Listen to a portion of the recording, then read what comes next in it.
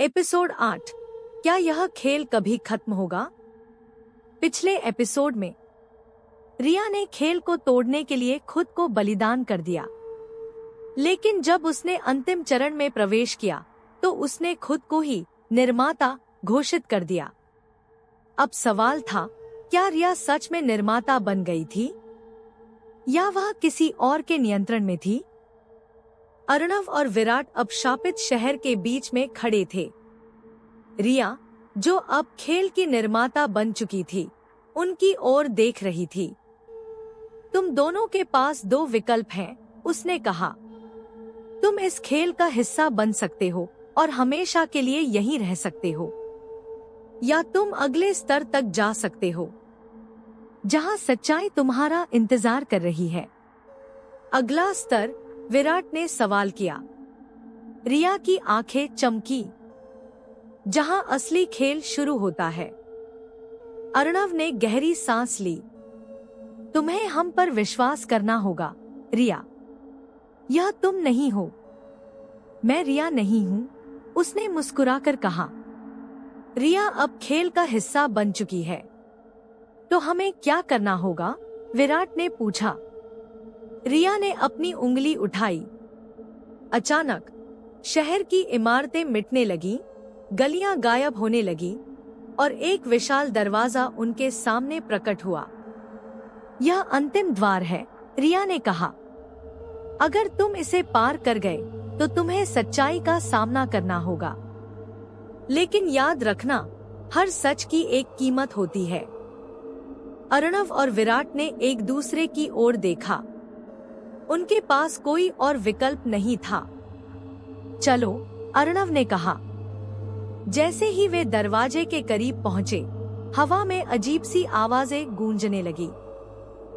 मत जाओ, यह एक जाल है, वह तुम्हें धोखा दे रही है। लेकिन वे रुके नहीं। रिया ने मुस्कुराकर दरवाजा खोला और दोनों ने कदम बढ़ा दिया। अगले ही पल वे खालीपन में थे। चारों ओर अंधेरा था, समय का कोई एहसास नहीं था।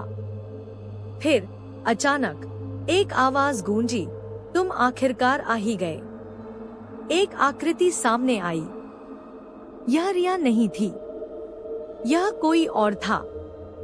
मैं असली निर्माता हूँ। अर्णव और विराट जमे खड़े थे। तो तुम असली निर्माता हो? अर्णव ने सवाल किया। आकृति मुस्कुराई।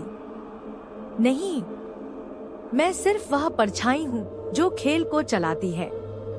असली निर्माता अभी भी छुपा हुआ है, तो हमें उसे ढूंढना होगा, विराट ने पूछा। हाँ, आकृति ने धीरे से कहा। और अगर तुम हार गए तो तुम भी खेल का हिस्सा बन जाओगे। अचानक घड़ी की टिक टिक की आवाज फिर से गूंज उठी। खेल शुरू होता है। अगला एपिसोड, असली निर्माता की तलाश। क्या अर्णव और विराट इस बार खेल को तोड़ पाएंगे, या वे हमेशा के लिए इसमें फंस जाएंगे? एपिसोड 9, असली निर्माता की तलाश। पिछले एपिसोड में अर्णव और विराट ने अंतिम द्वार पार किया और खुद को शून्य के एक अजीब संसार में पाया। वहां एक रहस्यमय आकृति ने कहा कि वह असली निर्माता नहीं है, बल्कि केवल एक परछाई है जो खेल को चलाती है। अब उन्हें असली निर्माता को ढूंढना होगा। लेकिन सवाल यह है, क्या असली निर्माता उनसे कहीं ज्यादा ताकतवर है? चारों ओर घना अंधकार था। केवल घड़ी की धीमी टिक टिक गूंज रही थी। खेल शुरू होता है। अचानक जमीन उनके पैरों तले हिलने लगी। अंधेरे के बीच में रोशनी की एक पतली रेखा उभरी। वो क्या है? विराट ने इशारा किया। शायद बाहर निकलने का रास्ता, अर्णव ने कहा। लेकिन जैसे ही उन्होंने कदम बढ़ाया, हवा में एक और आवाज गूंजी। अगर तुम उस रोशनी की ओर जाओगे तो तुम इस खेल से हमेशा के लिए मिट जाओगे। तो फिर हमें क्या करना होगा? अर्णव ने सवाल किया। अचानक उनके सामने एक दर्पण प्रकट हुआ, लेकिन यह कोई साधारण दर्पण नहीं था। उसमें उनकी परछाइयां नहीं थी, बल्कि कुछ और दिख रहा था। एक विशाल कमरा जिसमें कई लोग थे, सबके चेहरे ढके हुए। बीच में एक कुर्सी थी और उस पर कोई बैठा था। क्या यह निर्माता है? विराट ने धीरे से कहा। आवाज फिर से गूंजी, अगर तुम सच में असली निर्माता को पाना चाहते हो तो तुम्हें अपने सबसे बड़े डर का सामना करना होगा। अचानक अर्णव और विराट को महसूस हुआ कि जमीन उनके पैरों के नीचे खिसक रही है। वे अचानक अलग हो गए, अलग अलग जगहों पर। अर्णव, उसने खुद को एक बंद कमरे में पाया। चारों तरफ शीशे लगे थे। हर शीशे में उसकी अलग अलग छवियां दिख रही थी, कुछ अजीब, कुछ डरावनी। फिर उनमें से एक आकृति ने कहा, तुम सच में इस खेल से बाहर निकलना चाहते हो? लेकिन अगर मैं कहूँ कि तुम पहले से ही मर चुके हो? विराट, उसे एक पुरानी इमारत के अंदर फेंक दिया गया। सामने एक बोर्ड था, यही खेल का पहला कमरा था। लेकिन यहाँ बहुत सारे नाम लिखे थे। सभी नाम उन लोगों के थे जो इस खेल में फंस चुके थे और कभी बाहर नहीं निकल सके। सबसे नीचे एक नाम चमक रहा था, विराट। अर्णव ने शीशे को तोड़ने की कोशिश की, लेकिन वह अपनी ही परछाई से लड़ रहा था। क्या यह सब एक भ्रम है? दूसरी ओर विराट घबराहट में दीवार पर लिखे अपने नाम को घूर रहा था। अगर मैं पहले से ही इस खेल का हिस्सा बन चुका हूँ, तो क्या मैं इसे कभी छोड़ सकता हूँ? तभी एक गहरी हंसी गूंजी। तुम दोनों अभी भी नियमों को समझ नहीं पाए। अचानक शीशे टूट गए, दीवारें गायब हो गईं। अर्णव और विराट एक बार फिर एक साथ थे और उनके सामने अब कोई खड़ा था। एक लंबी आकृति जिसके चेहरे पर कोई विशेषता नहीं थी। मैं ही वह हूँ जिसे तुम ढूंढ रहे हो। तुम असली निर्माता हो? अर्णव ने पूछा। आकृति हंसी। हाँ और नहीं। क्या मतलब? विराट ने घूरते हुए कहा। इस खेल को मैंने बनाया, लेकिन असली शक्ति मुझे भी नहीं पता। यह खेल अब अपने आप जीवित हो चुका है और अब तुम भी इसका हिस्सा हो चुके हो। अगला एपिसोड, क्या खेल को रोका जा सकता है? अर्णव और विराट ने असली निर्माता को ढूंढ लिया, लेकिन अब उन्हें पता चला कि यह खेल खुद ही एक जीवित सत्ता बन चुका है। क्या वे इसे रोक पाएंगे या वे हमेशा के लिए इसमें खो जाएंगे? एपिसोड 10, क्या खेल को रोका जा सकता है? पिछले एपिसोड में अर्णव और विराट ने खेल के असली निर्माता का सामना किया, लेकिन उन्हें एक चौंकाने वाली सच्चाई पता चली। खेल अब किसी के नियंत्रण में नहीं है। यह खुद एक जीवित सत्ता बन चुका है और यह फैसला ले चुका है कि अर्णव और विराट अब इसका हिस्सा है। अब सवाल यह है, क्या वे इसे रोक सकते हैं या वे हमेशा के लिए खेल में फंस जाएंगे? तुम कहना चाहते हो कि अब इस खेल को कोई नियंत्रित नहीं करता? अर्णव ने घूरते हुए पूछा। निर्माता मुस्कुराया। बिल्कुल। तो क्या यह कभी खत्म नहीं होगा? विराट ने गुस्से से कहा। शायद नहीं, लेकिन शायद हाँ।